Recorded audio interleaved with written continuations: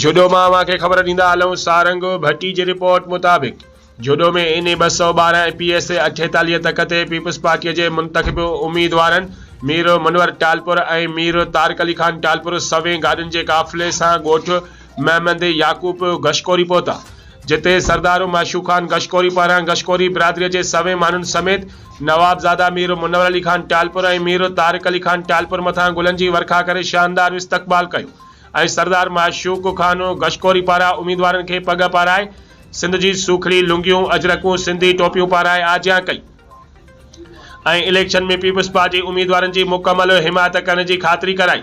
उन मौके ते मीर तारिक खान मीर मुनवर अली खान जलसे के खिताब कंदे चयो त पीपल्स पार्टी शहीदन की पार्टी है। शहीद जुल्फकार अली भुट्टो और शहीद बेनज़ीर भुट्टो पंहिंजी जान की कुर्बानी ॾेई वेसा रखियो। 8 फेबरवरी शहीदन से वफ़ा जो ॾींहुं आहे। जियाला वोटर सपोर्टर असांखे कामयाब करे शहीद रानी मोहतरमा बेनज़ीर भुट्टो के लॻते जिगर बिलावल भुट्टो ज़रदारी जा हथ मज़बूत कंदा त जीअं वतन के तरक्की की राह ते गामज़न करे सघूं। उन मौके ते मीर शारिक अली खान टालपुर मीर जाहिद हुसैन टालपुर मीर उज़ैर खान टालपुर मीर शहदाद खान मीर बाबू खान टालपुर वडेरो अब्दुल जलील उनर सरदार माशूक खान गशकोरी हाजी ज़ीशान आरनी युथ अगवान आजम खान नुहानी सरदार गुलाम रसूल खोसो अरबाब मोहम्मद अली रायमू सरदार रसूल बख्शू खोसो सरदार अब्दुल मजीद खोसो डॉक्टर इमदाद